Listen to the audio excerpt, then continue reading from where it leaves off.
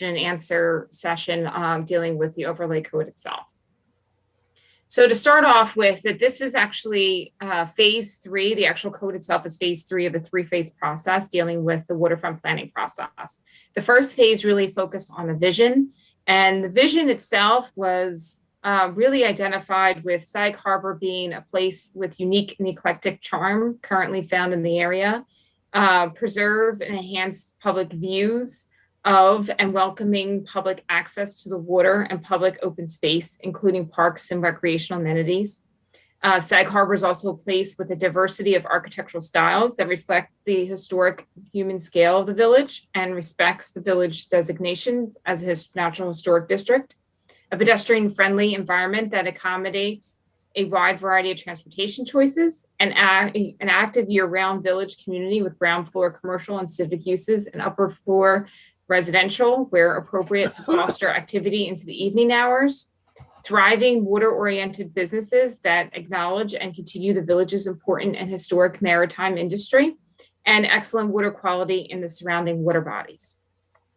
From developing that vision from phase 1, we moved into phase 2, which was a zoning diagnostic. So what we did was we took those visions and that vision and identified goals specifically related to the overlay to the waterfront area. And within those goals, we really focused on protecting and enhancing unique and eclectic character of the village, preserving and enhancing public views of the waterfront, and then also continuity and access directly to the waterfront, encourage a diversity of scales, architectural styles, and materials with respect to the historic character of the village, provide a diversity of housing types for village residents and visitors, support a mixture of industrial, commercial, and water-dependent and residential uses, enhancing streetscaping and the pedestrian environment, establish a development controls to reduce reliance on parking, and incorporate strategies to minimize adverse impacts on groundwater and surrounding surface water body water qualities, including wastewater treatment and the use of green infrastructure. So those were the general goals that we established from this vision. And from there, we looked at the actual current zoning code and looked at how the current zoning code and the provisions and regulations actually respond to the goals that are identified. And as a result, what we pulled together as part of the waterfront overlay regulations and standards really reflect the goals. And I'll go into those comparisons in a few slides. So key items, again, accomplished by the code recommended through these 3 phases is exactly what I just mentioned: the preserving of the public views, continuity of access, diversity of scale, pedestrian environment. One of the other things that came out of this was we wanted to prohibit residential uses on waterfront lots. So to preserve that sort of commercial aspect, and then also river views. Requires public access easements for any buildings that is approved by the planning board for height bonuses, and then permits some additional uses in the OD with limits size, which allows smaller uses, really, which will reflect the current characters within the community. So let me just talk a little bit about the waterfront overlay itself. The waterfront overlay is the area that you see here outlined in red. It specifically really only incorporates 10 properties in the waterfront zoning district, 2 of which are owned by the village, 13 properties in the OD, which is the office district. One is which a parking lot, and one is owned by the village, and the other one is the gas ball lot. And then there's 12 properties in the VB district, which is the village business district. So while I will refer to the VB district or the WF district or the OD district, when we talk about changes to the OD or VB or WF, it really only refers to the area of the waterfront overlay. And it doesn't affect the VB district in any other area, or the OD district, or the waterfront district in other areas within the village outside of the overlay.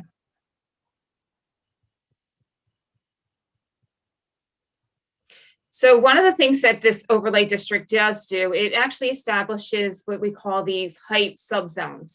And so in subzone A, which is the darker purple, those are areas where you can have a maximum of 3 stories at 35 feet with a 10-foot third story step back. The area in the lighter purple, which is we're calling height subzone B, provides a maximum of 2 stories or 25 feet, but additional height is allowed with a step back through a height bonus process. And so that height bonus process really specifically looks at identifying certain amenities that the village that are key priorities to the village. And those height bonuses, in order to be able to get the height bonus, you need to provide specific amenities to the village itself. And those include, those could include green building systems, such as water conservation and reuse and sustainable landscapes. Also required in that is the possibility of required visual access yard must be maintained of all permanent structures. Hold on a second. Oh, sorry. Preservation and adoption of reuse of historic buildings and structures as identified by the Planning Board and Historic Preservation Architectural Review.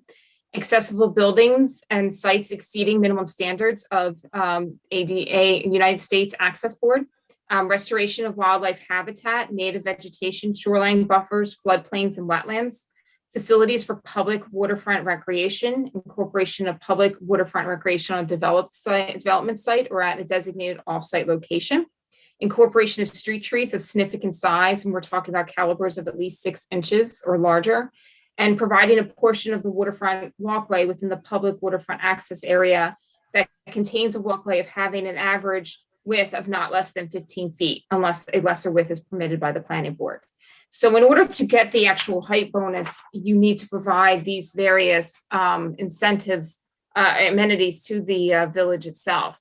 One of the things I wanted to also just make sure everyone understands that right now under your current code, the maximum height in these districts are 3 stories or 35 feet. So what we are basically doing is we're keeping the heights the same, but we are actually incentivizing additional amenities as part of the overall review process. So I wanted to talk a little bit about comparisons to the actual zoning code itself.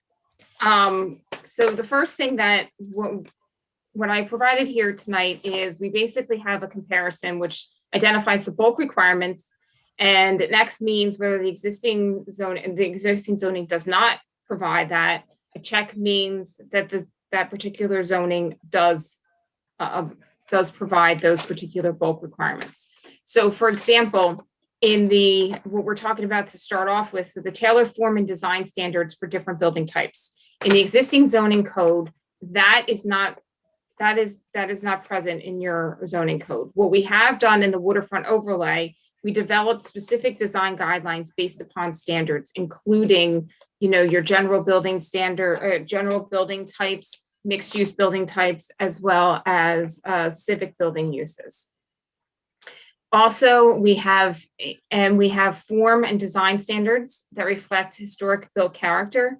And again, in the way we developed each of these different types of building types, we mimicked what is existing today within your downtown districts, especially your downtown business districts, as well as what we see along the waterfronts and also throughout the downtown area.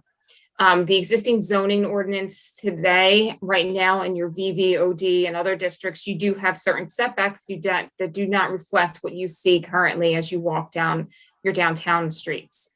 Also, the new code requires buildings to align with one another to create that coherent public realm. And again, that goes back to the design standards that we incorporated into the overall waterfront.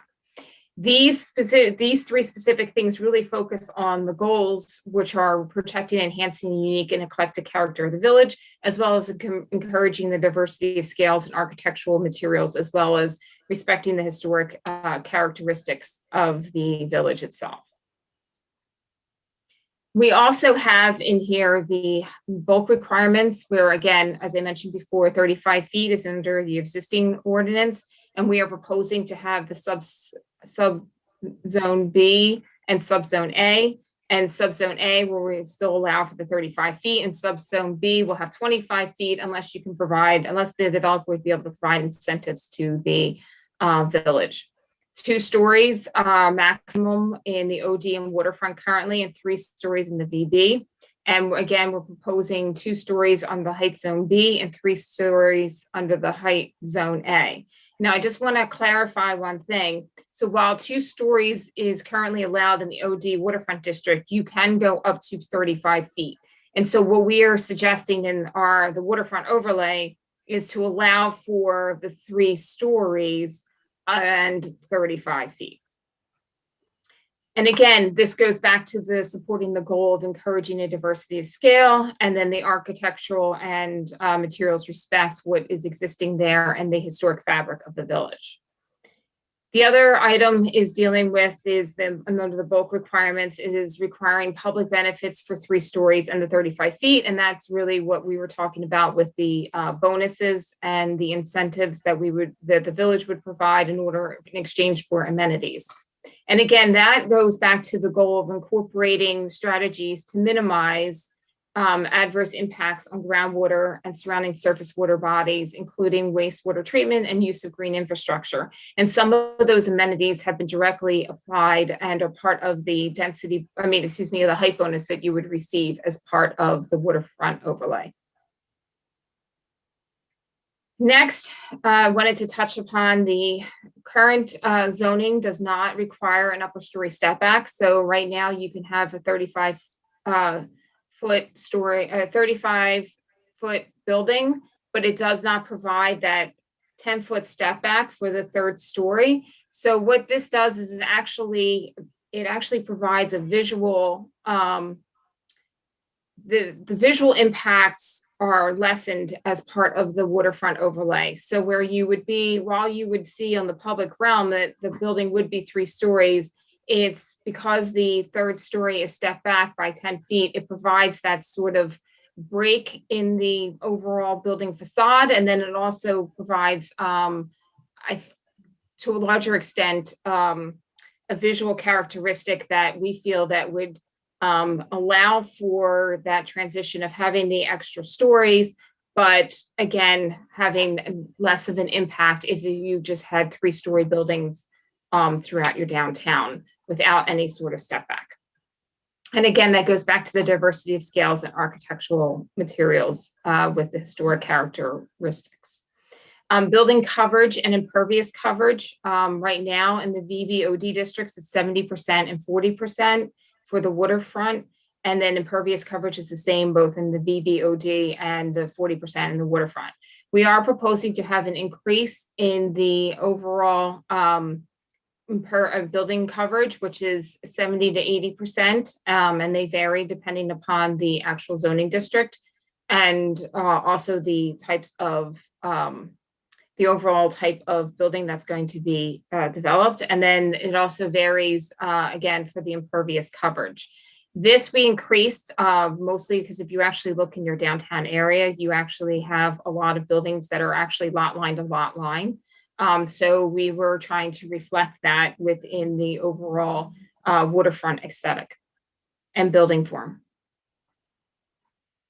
So another is the requiring a visual access yard, minimum 20% of the lot width through the site to the waterfront. And again, this goes directly to the goal of preserving and enhancing public views. Right now in your current ordinance, it does not require that, but however, we do require it as part of the waterfront overlay. Also required in the waterfront overlay is a waterfront yard, minimum of 30 feet along the waterfront. And then again, it goes back to that goal of preserving and enhancing public views of the to and from the water.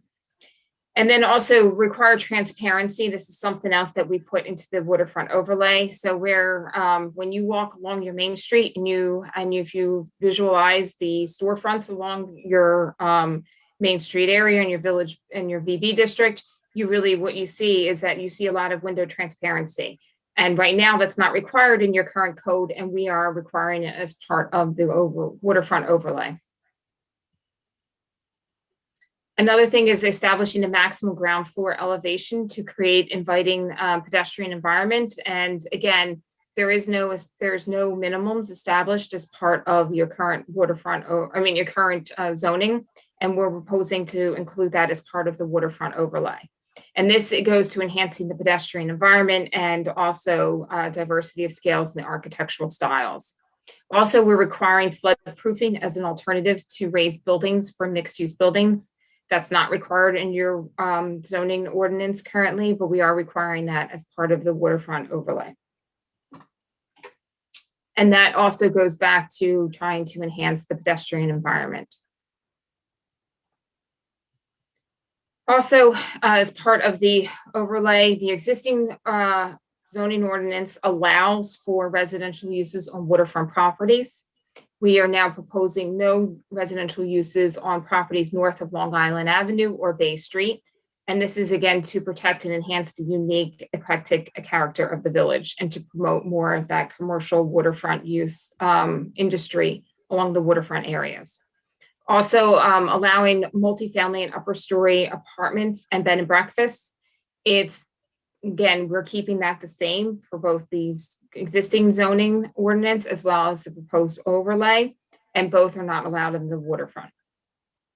And we're also proposing to increase the variety of commercial uses within the OD zoning district, just by, not a tremendous amount, but we are allowing for some additional uses to come into the OD district, which right now primarily focuses, the current zoning ordinance primarily focuses on office use, and we are allowing for some additional retail and commercial uses to come into that OD, mostly because to allow that flexibility in the overall market, especially the development market.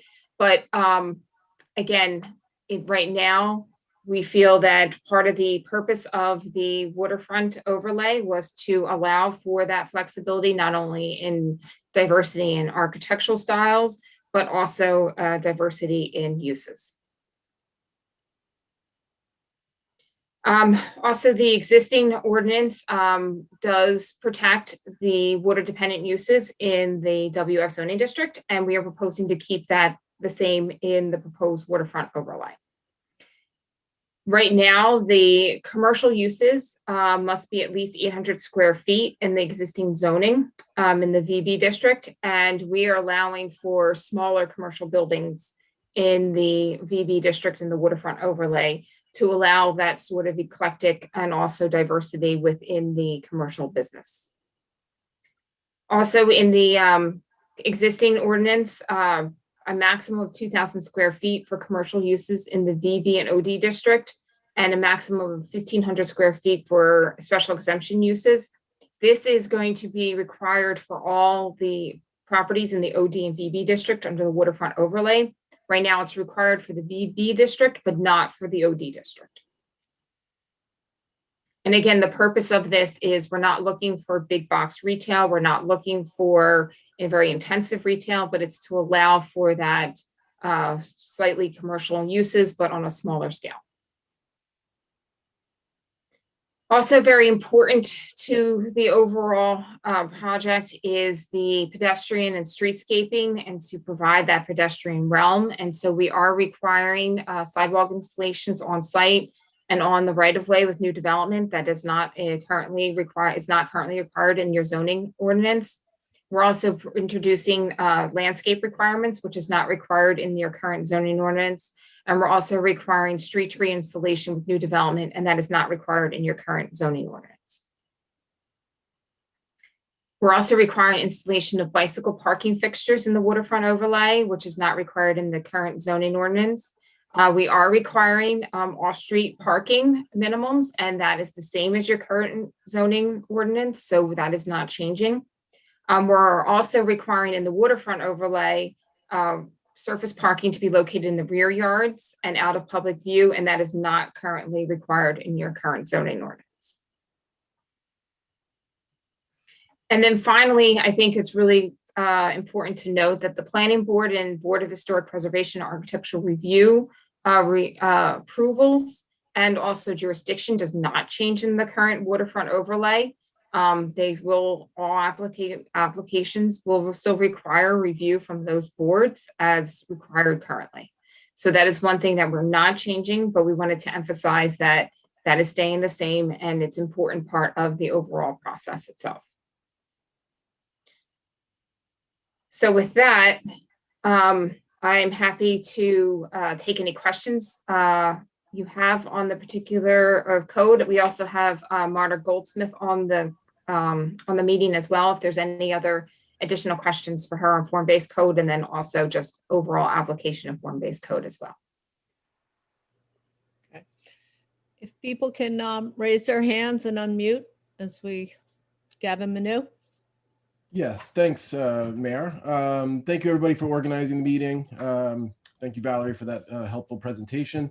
My name is Gavin Manu. I'm the president of the Sag Harbor Chamber of Commerce. I'm also the publisher of the Sag Harbor Express, but I'm here tonight as representing the Chamber Board. I know this isn't technically a public hearing, and we were going to wait for that, but just in the interest of getting this out there, I just want to read a very brief statement, which hopefully can be followed by my fellow Chamber Board member, Nat Agosi, who will do the same. Last week, we submitted a position statement to the village from the Sag Harbor Chamber of Commerce Board of Directors about these proposed zoning code revisions. The Chamber Board includes 13 business owners, managers, and directors from a diverse group of businesses, including the Sag Harbor Inn, the Wharf Shop, Dime Bank, the Sag Harbor American Music Festival, the Sag Harbor Express, WLNG, the producer of Discovery Maps, a local law office, and several other retail outlets, restaurants, and galleries in the Sag Harbor Business District. Before submitting the statement to the board, we sent emails to chamber members from the past 3 years, inviting them to a Zoom meeting on April 26th. That meeting was attended by about 20 other business owners and leaders in the community, including, among others, Lisa Field and David Bronya, the previous president and vice president of this Chamber of Commerce, representatives of Save Sag Harbor, and Nada Berry, who has operated the Wharf Shop on Main Street for over 50 years and is a regular attendee at these village board meetings. The position statement, which Nat will read in a moment, was unanimously approved by the Chamber Board and included significant input from that general membership meeting that we held last week. In addition, we learned earlier today that the Sag Harbor Partnership, a group that has been involved in this process since the beginning, has offered its support behind these positions. So with that, I'm going to turn it over to Nat, who is a professional engineer, among other things, and he owns the Sag Harbor Inn, as well as a second building on Main Street. Nat? Hi, good evening. Everybody can hear me okay? Yeah. Okay. So thanks, Gavin. Thank you, Mayor and Board of Trustees and the advisors on the waterfront overlay. The Board of Directors and the Sag Harbor Chamber of Commerce agrees with the established goals of the waterfront overlay and agrees that a waterfront overlay will benefit the village. The Chamber is comprised of 120 members, representing nearly all of the business owners and operators in the village.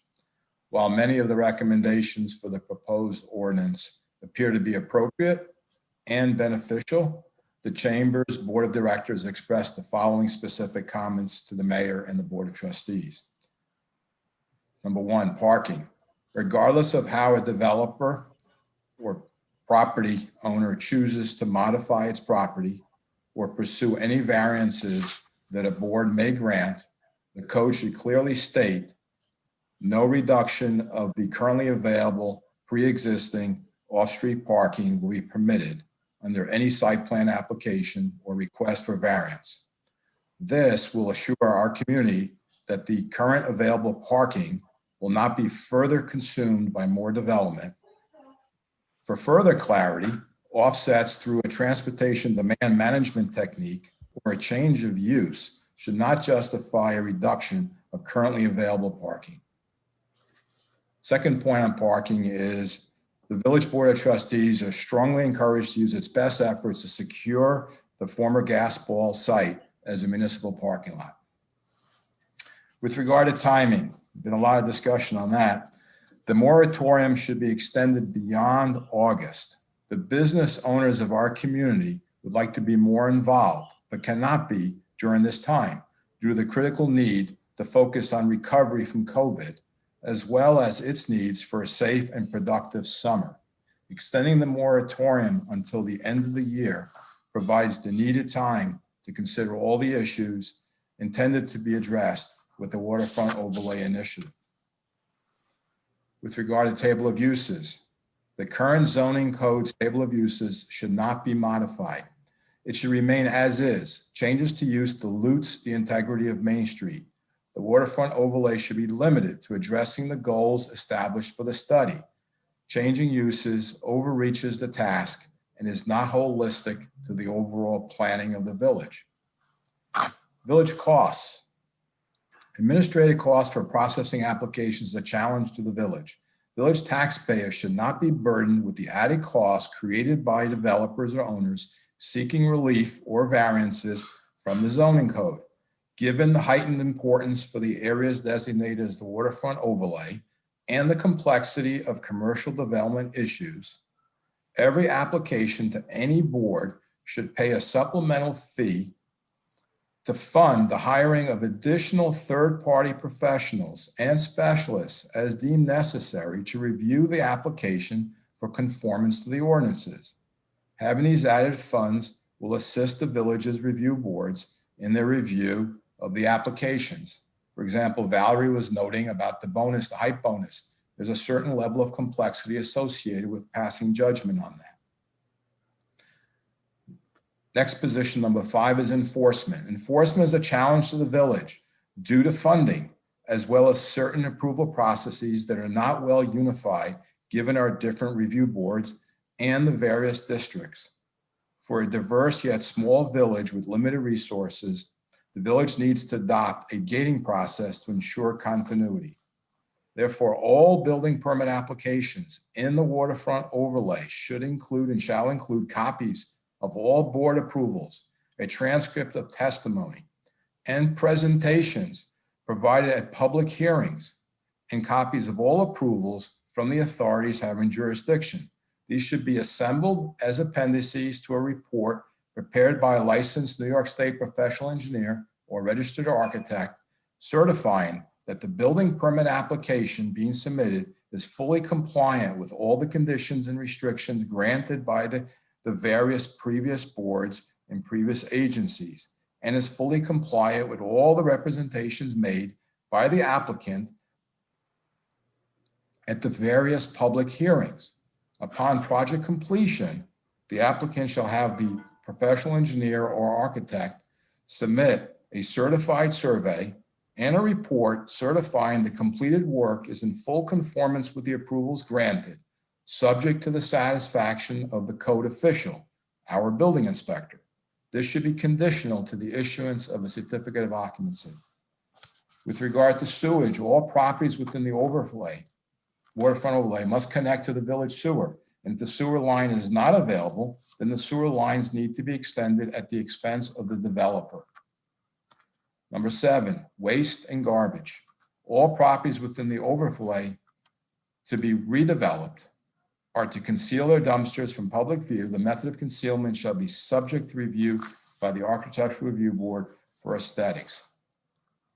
Item number 8, improving costs. The village is burdened by the costs of litter control, trash disposal, sidewalk replacement, tree plantings, lighting improvements, stormwater management, traffic management, security, and maintenance of signage and traffic controls. Any property proposed to be redeveloped within the waterfront overlay should be required to pay the costs to perform this work along its property abutting public land, thereby covering the cost for any physical improvements deemed needed by the village, as well as contribute a one-time payment to a general community fund established by the village to fund capital improvement costs to stabilize the added annual costs for maintaining, cleaning, and repairing Steinbeck Park, Windmill Park, Marine Park, and Long Wharf, as well as protecting the surrounding waterways. Examples for use of these funds would be adding better trash management equipment, stormwater pretreatment structures, landscaping, hardscaping, signage, and parking lot improvements. And the last position, number 9, on lot coverage, is for any property redevelopment should be no greater than the percentage of current lot coverage. And lot coverage being the square footage of the current building on the current property within the overlay. Thank you. Appreciate the opportunity to present our position on behalf of the Sag Harbor Chamber of Commerce. Thank you. Do we have, is there anything, Valerie, that you want to address to that have, Nat, are there any specific questions within the code? Or, I mean, we hear obviously all your comments, but are there any specific questions that you'd like an answer to this evening? One specific question that's interesting question is within the overlay, we have 3 or 4 different zoning districts. And within that, we're overlaying 3 different types of buildings. And within that, we're also overlaying different zones in terms of building heights. My question is, in the distinguishing between a civic building, a general building, and a multi-use or mixed-use type building, where does Bay Street Theater fall in that designation? That would fall in as a civic building. Is that, Valerie, is that the way it's defined? Because That's correct. looking at it, it's not, one of the things that's not clear is the examples, as I understand form-based code, was to make it easier for the departments to understand where everybody fits in. Examples of that within the code aren't explicitly noted that way. The civic building in the code specifically is, hold on,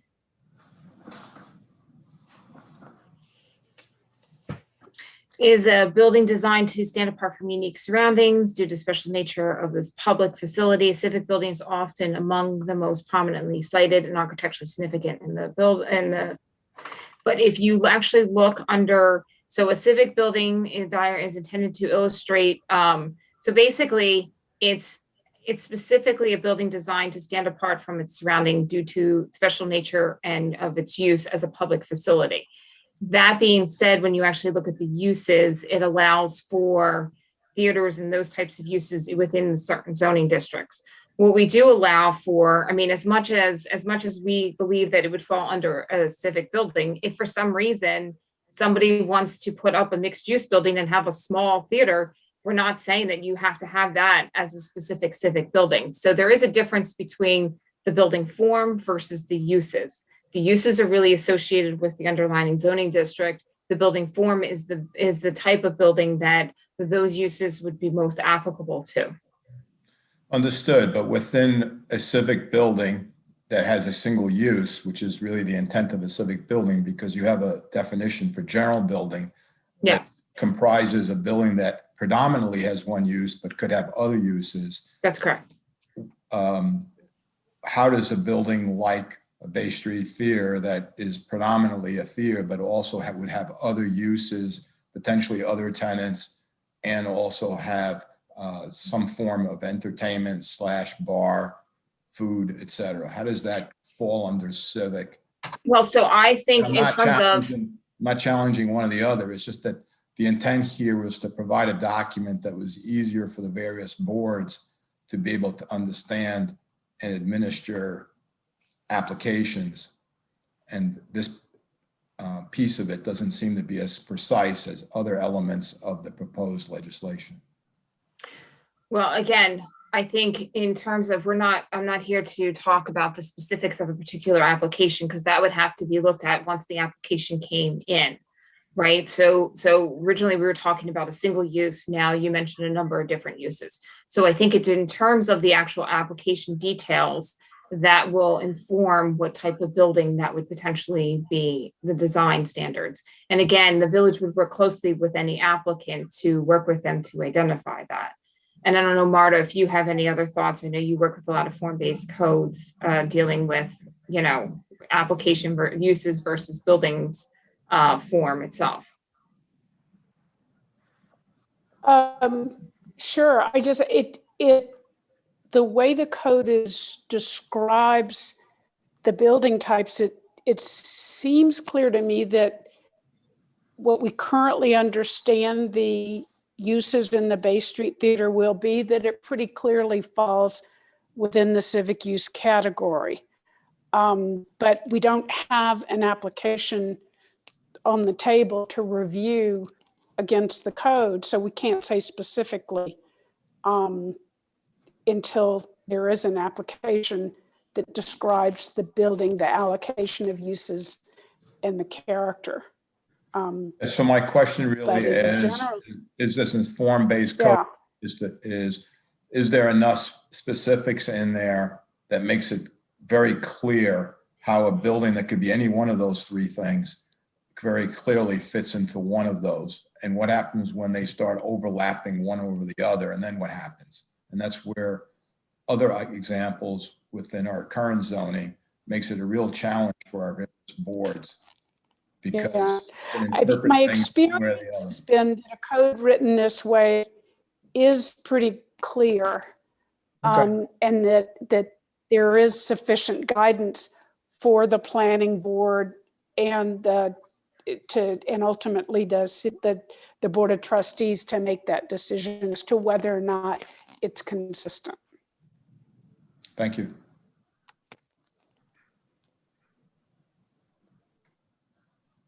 Mayor, Sorry.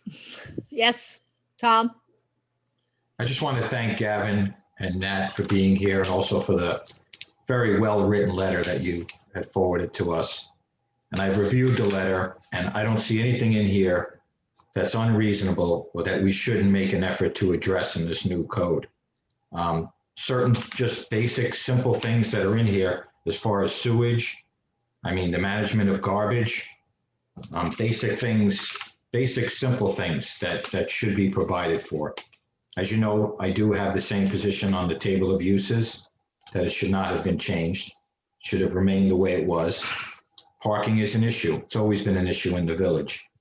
And I feel that, you know, my position that we should not be changing uses or granting certain variances and not consider parking tied to those. So I think that we should look in the code and see where these issues are addressed. And if they're not, we should make provisions to address them. And that's how I feel. Okay, thank you. Say something. Adam Potter? Yeah, so as a member of the chamber, I think we want to take exception to this letter. One is, there's a couple things. One is there's over 120 members of the chamber, and less than 25% of the members actually voted on this. So we would ask that the chamber actually send the letter out to all of its members and give everybody an opportunity to vote on whether they agree with this or not. We've actually talked to a number of businesses today that have said they do not agree with this position. And we're concerned as members of the chamber that they're putting one set of members against another set and taking exception to that. So we would ask that the chamber go back and email all of the members. Many of them couldn't make the meeting. Many of them didn't even know about the meeting. So we would ask that the chamber just simply email all of its members and ask them simply, do we agree with all of these points in here? Because many of the ones that we've talked to do not agree with this letter and in fact take exception to it. Because I'd like to, this is not a place for the chamber to, chamber members to be back and forth with one another. As I understand it, you have a chamber meeting tomorrow night. Maybe you can further discuss that. This is really just to talk about the code and to answer questions on the code for anybody who's on the call. So okay, so as the trustees and you, Mayor, are looking at making adjustments to it, we would say that we are perfectly fine with the way it is, and we would ask that no changes be made, and maybe we'll talk to some of the other businesses to support that as well. thank you. Thank you. Do we have any other comments from?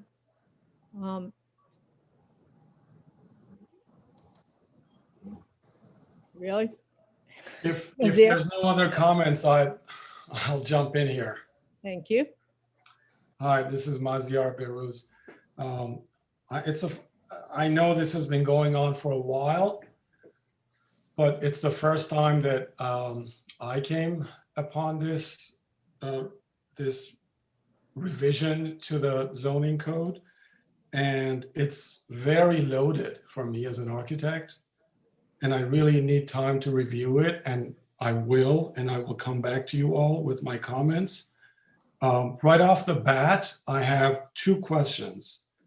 One, to Valerie, is there a 3D model of what the waterfront area would look like, where all the properties to be developed to the maximum allowable limitations that this code represents? So we do not have a 3D model at this point.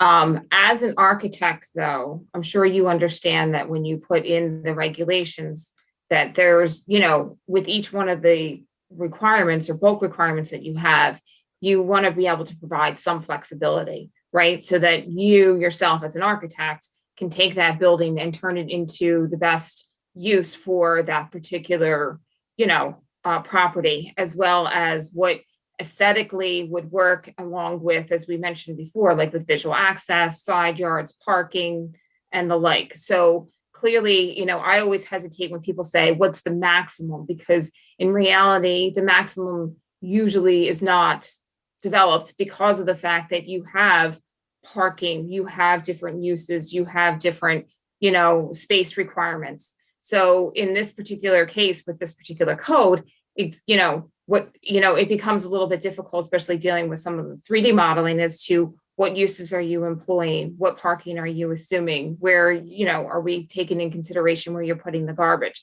So I just, when you're reviewing this, when we talk about maximums, really, I think a lot of times when we like to do 3D analysis based on what is most likely to be developed based upon the circumstances or the building, development program. I understand that, and I'm not going to really, at this moment, challenge that too much, but just to say that most often with projects of this nature, the first thing we do is create a 3D, a number of 3D models showing minimum, average, maximum conditions, and really allow within those models the ability for our clients to review and understand that these aren't, completely set in stone, that there's flexibility, but at least it gives the public an idea about what might happen. It's a form of speculation, and I think the code as you read it and as I heard it now for the first time, that's my fault, is so loaded that I think it would be interesting for the public to see what the consequences of this code might be. I'll leave that aside for now. Can I answer a question as well? Part of that question, we were given a proposal to create a 3D model, and the Board of Trustees decided that we did not want to spend the money for it. It was a very expensive proposal. This has been an expensive proposition that has been paid for by private donations. It is not paid for out of the village budget. So we did not decide to go forward with that.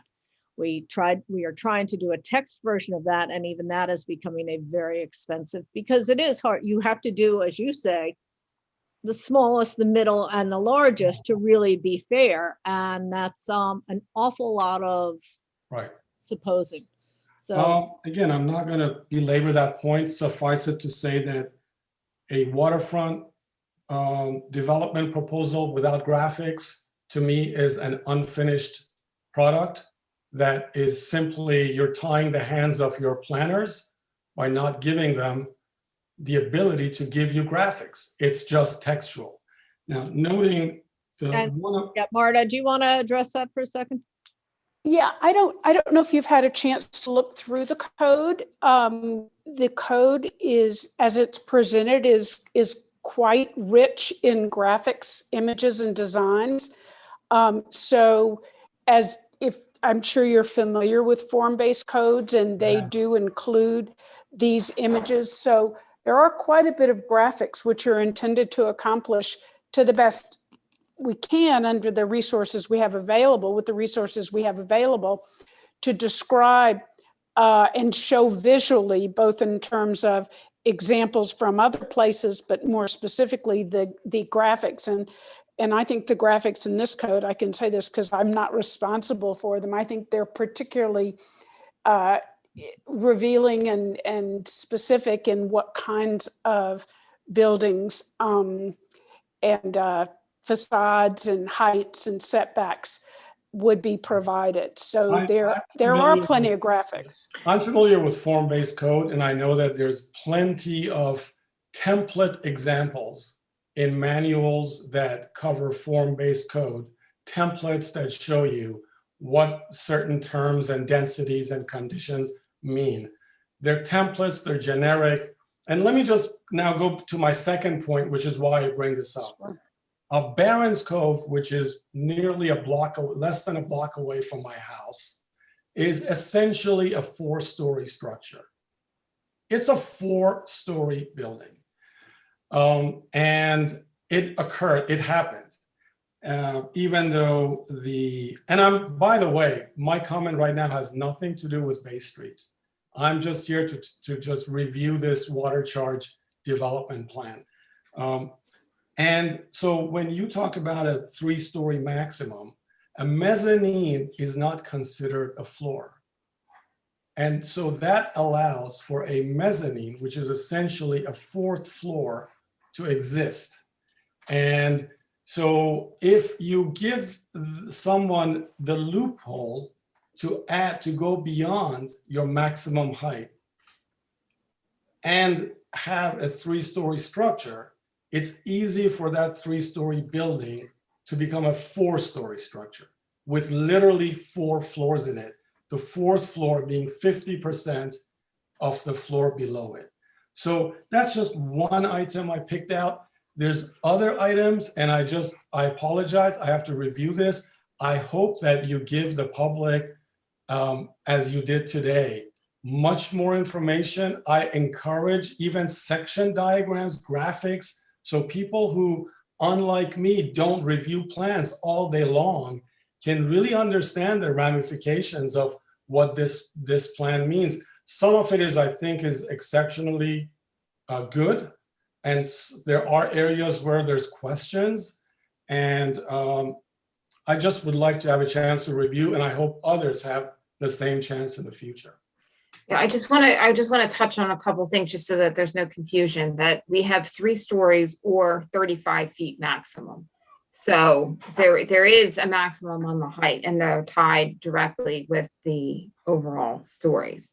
In terms of I just think it's also important for us to note that, when we developed the bulk requirements for this code, it was really developed based upon your existing conditions within the downtown area. So we're not necessarily starting with like a green fields or a blank slate and trying to, create bulk requirements. We really did try to mimic and reflect the requirements of the existing conditions that are downtown and bring those into the overall bulk requirements into the waterfront overlay. Thank you. Javier, we will be doing this again on next Monday at 3:00. So please join us then. Lawrence, I see you. I have Eileen Rosenberg, then Bob Weinstein, and then Larry Perrine.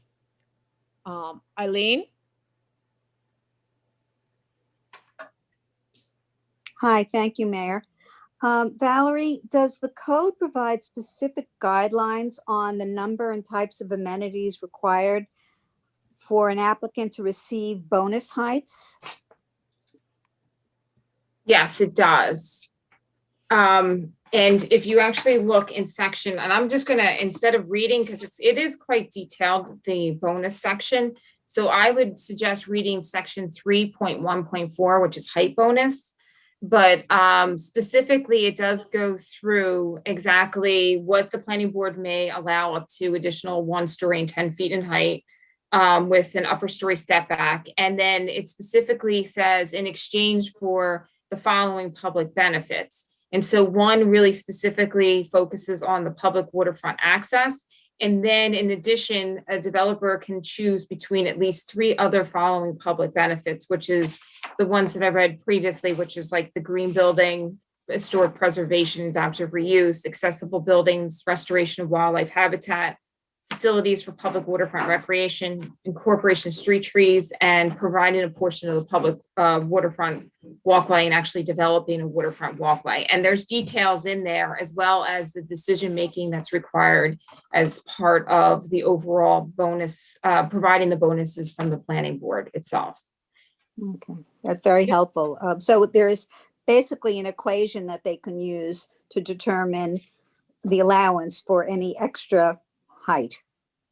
That's correct. I mean, it's not so much of a direct mathematical equation, but it specifically says that you do need to provide 3 additional amenities along with the waterfront access in order to be able to be considered for the height bonus. Great, as long as it's not subjective, that's great. Thank you so much. We tried to make it as least subjective as possible, but yet provide a little bit of flexibility for the planning board to be able to adjust those particular amenities based upon the project at hand and the property that they're reviewing. Okay, that clarifies a lot. Thank you, Valerie. You're welcome. And just to reiterate, that public access mandatory part of that is from our LWRP that was done 12 years ago. It's being redone right now, but that was one of the original goals of the LWRP, is to have a public access and waterfront walkway along our waterfront in our commercial district. So this is just helping to get that dream to come true. Bob Great. Weinstein? You're muted. Good. Thank you, Mayor. As co-director of Safe Sag Harbor, I just wanted to address the concern that was mentioned before about a illustration of the form-based code. We, Safe Sag Harbor, are funding and executing as an independent study a 3D volumetric exploration of existing conditions, what conditions could become with the current code, and how they might be manifested in the with the new form-based code regulations, and just looking at specific properties. But this is an endeavor to help educate ourselves and the village, but it is an independent study. It's not really being undertaken by the village. You know, we're maintaining independence as Safe Sag Harbor, but we see it as a service to help educate people to better understand the implications of the new code. So that's something that we'll be presenting at some point over the next couple of weeks, possibly at the next meeting. I just wanted people to know that. Thank you, Bob. And thank Sure. you, Safe Sag Harbor. We look forward to it. Sure. Larry, I'm sorry. You're still muted, sir. Because my dogs were barking. I'm not speaking for the planning board or as a member of the planning board, but as a citizen of the community. And I want to go back to Maziar's comments, and I will beat a dead horse. We all live in this greater community, Sag Harbor and the Hamptons. And I think it's fair to say that it's very unlikely that any project of any kind that is going to be proposed will not be the maximum that could possibly be built. And even beyond that, using variances. And the ZBA is overwhelmed with proposals for going beyond the present code. So I think we'd be fooling ourselves if we thought that there would be a small scale, a medium scale, and full development. That's all. Thank you. Are there other questions? Ron Reed? Hi, I'm just going to make a quick comment as not as Lawrence has said, not as a member, speaking as a member of the planning board or as a member of the waterfront committee, but as an architect and a community member and a business owner. I just wanted to make a positive comment and commend the consultants and the group on doing a fantastic job in putting this together. And just reiterating the fact that this proposal of code change is exactly what the village needs to maintain its character and maintain continuity from overdevelopment. So to do nothing would be giving the developers, say in the waterfront district, more leeway than they would if we adopted this code. So I just want to make that comment and commend the consultants for doing a fantastic job. Thank you, Ron. I wanted to also, if I just have a minute, to point out that one of the goals of the waterfront overlay was to help reduce the zoning variances. And we understand that, in New York State land use law, you can seek a zoning variance. But I think what we find in certain communities, and Sag Harbor is not unique, is that a lot of communities will find that there are certain zoning regulations that no matter what, you always seem to have to get a zoning variance for, because they just, it doesn't fit within that zoning district or the size of the properties. And so because of that, that ends up creating a situation where you have just application after application before the Zoning Board of Appeals, and the Zoning Board of Appeals, especially in other, in those types of circumstances, feel that they have to provide those variances, or you basically are not able to really develop properly within those particular zoning districts. So part of this waterfront overlay was to help reduce some of that and to provide better guidance as to the overall building form that the village would like to see in the downtown area versus what is allowed technically under the zoning code, and also in conjunction of what the Zoning Board of Appeals and some of the planning board has been seeing throughout the years coming in front of them, and the difficulties that they have on certain provisions that seem to always need to have required variances.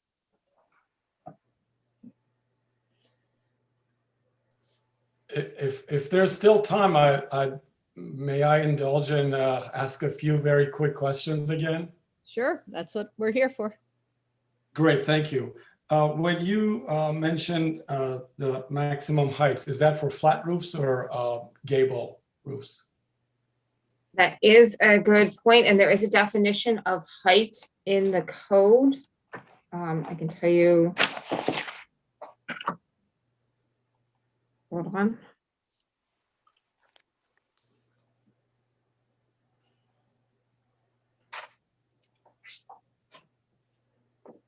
Just give me 1 second.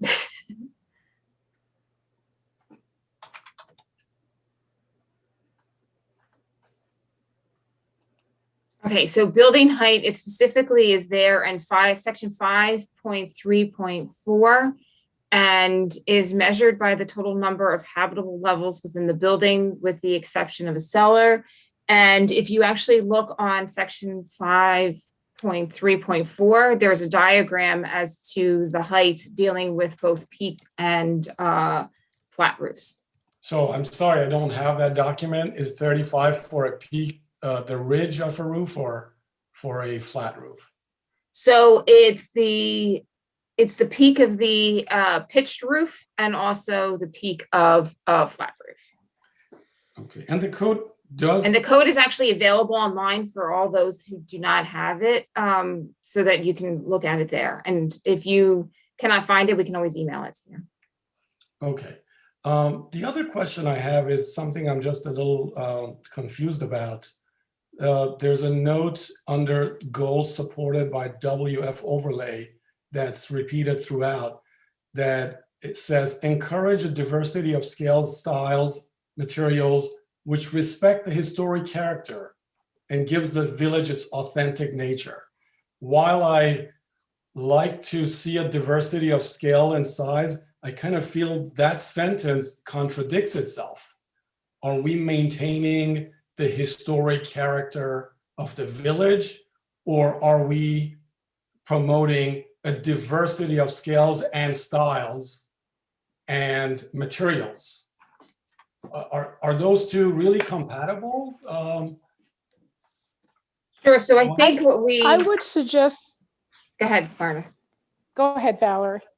Okay, I think what we found when we did a site visit, walked through the village, which we actually did despite COVID, but also more importantly, when we did our interviews, and we interviewed a broad range of people, we found that what people really liked and in their interpretation of the historic character was that there were many different materials, different roof lines, different scales within a certain set of boundaries, and that the diversity of architectural styles and the variety of eclectic features was in fact part of the historic character. And I really appreciate that. As a modern architect, I can build a 2-3-story glass fronted building, all glazing, and call that a diversity of style. And so I'm just a little, I wonder if that phrase really gets to what you want, and whether it's, so that's, I'm gonna take. So I just want to, I just want to clarify that that was a goal that's not actually in the code itself. Right. That's just the goal of the code, and then we transformed it into the requirements into the code. So the code itself does have certain regulations for transparency, but it does specifically highlight, certain architectural characteristics that the downtown would want to reflect. In addition, it still requires the Historic Preservation and Architectural Review Board to review all applications. So that does not change as well. And they will be looking at any applications in terms of the historic character of the downtown as well. I feel that that's almost like a loophole that could be abused, and I will pick up on that at another point. Okay.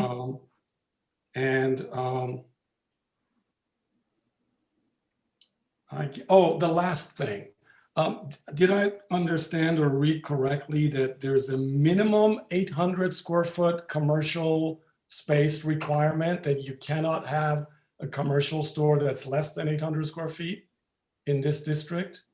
And that is, the 800 minimum is what's currently now in the current zoning code.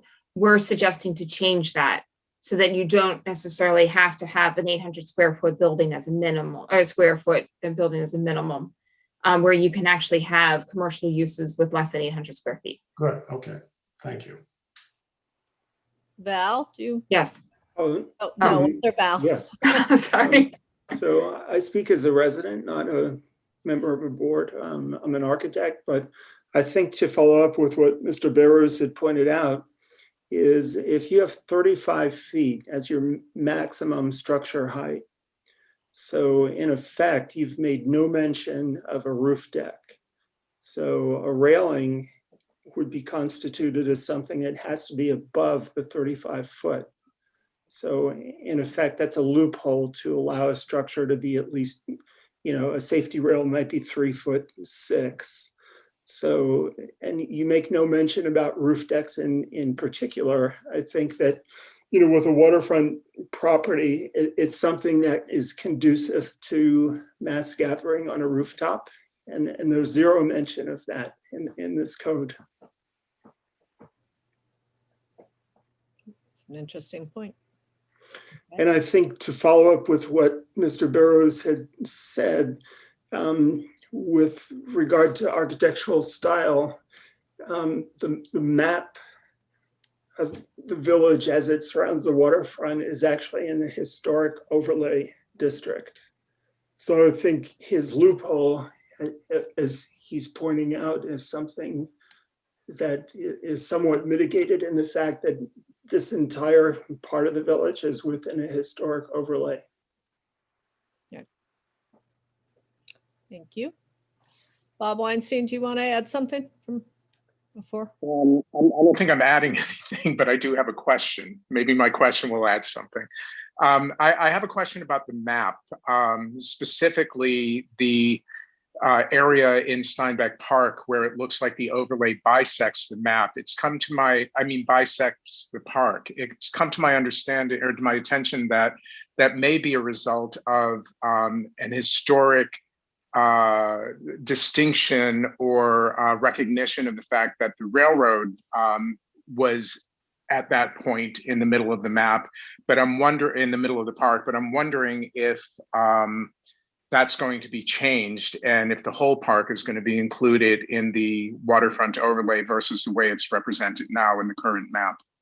I think there was some mention of that, but I may have imagined that. So the Steinbeck Park is technically that's based upon property lines right now. So we were not proposing to include the entire park in the waterfront overlay. However, we are acknowledging that in the overlay that it is a park, and so it would not be redeveloped upon. Although we did identify that new thing, I guess the Steinbeck Park as allowing for certain accessory uses that we wanted them to fall within the waterfront standards. And those uses, I believe, would fall in that part that's marked out, correct? That's correct. Or restrooms or what have you would go into that part of the park, not on Right. the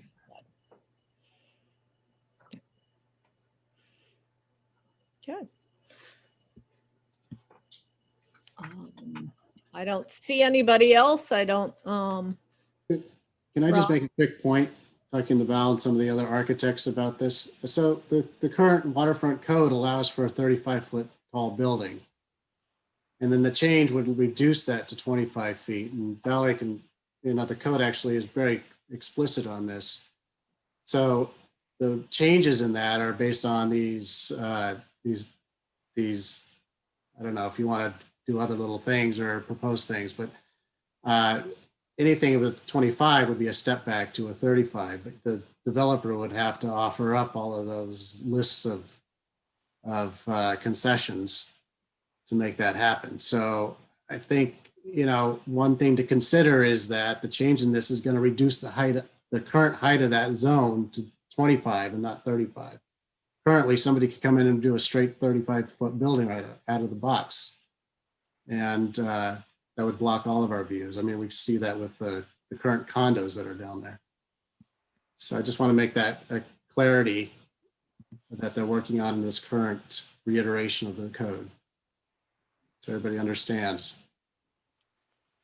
Ron, if I may just pick up on that, I understand and I appreciate that. My experience with having seen incentives given out is that over time, the incentives end up getting removed. For example, if you give someone an extra floor if they add a community center, I've seen the case where the community center over time becomes a restaurant, and after 10 or 15 years. Best example is the AT&T Tower in New York City. The whole first 4 floors of it was supposed to be public space. As a result, they got a major height variance.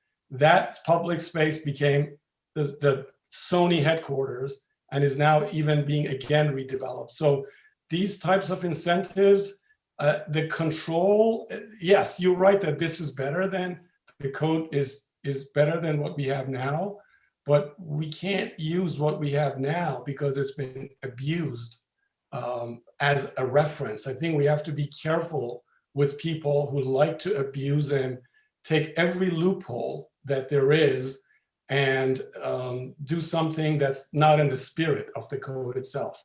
But I appreciate what you say, that it is stricter than what we have now. Yeah, it would make sense if we were in more of a dense metropolitan area, but this is Sag Harbor, and we want to maintain Sag Harbor for what it is, its historic character, and the continuity that actually even make the continuity even better than we have today. So I'm not going to go into details of my perspective on that issue, but this is the right step forward. And obviously we need to continue and make other changes as far as, dealing with our parking issues and dealing with traffic flows and all that other stuff. So, but this is the first step, and it's a great step, and it should help our waterfront from being overdeveloped in the wrong direction.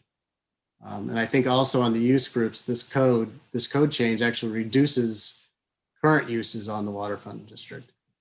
So it actually makes it more restrictive than our current code in that respect as well. Thank you, Ron. Valerie or Marta, do you have anything you want to sum up? We're at an hour and 15, or up to getting to an hour and 15 minutes. And I think we have this, as I said, an identical meeting next Monday at 3 o'clock for those who want to do a daytime meeting, or for those of you who have not read enough of the code and want to get back and get more in depth with it, by all means, come back at 3 o'clock next Monday. Anything? Yes. So I would just say in summary, I mean, I think really the intent of the code is to basically implement the overall vision of the Village of Sag Harbor. And I would encourage everyone to take a look at the code online. If you have any questions, again, bring them back next Monday. And the last thing I would just say is that, you know, while I understand everyone's concerns with loopholes, and, you know, believe me, I work with a lot of communities. We see a lot of things come before the planning boards. I'm sure you do too. And I think that's one of the things that we're really trying to hopefully achieve in this, is to really provide those guidelines for future developers, as well as the planning board and zoning board members. And also in terms of, you know, in trying to reduce some of the loopholes. For example, you will notice in the incentives, there are things about discussions about, you know, review from like attorneys, and you'll have to do certain dedications of land. And so it's not necessarily something that would just be, you know, easy to have something transform over the years. We would really are looking to make something, if they're especially incentives, permanent. So again, you know, we tried as much as possible, but we are taking more comments, and we're happy to make tweaks to the code to make sure it actually amounts to everything that the village is seeking. Thank you. Thank you all. Have a good evening. Thank you. Good night, Night. everybody. Thanks, Good night. Valerie. Thanks, Martha. Good night. Thank Good you. night. Right.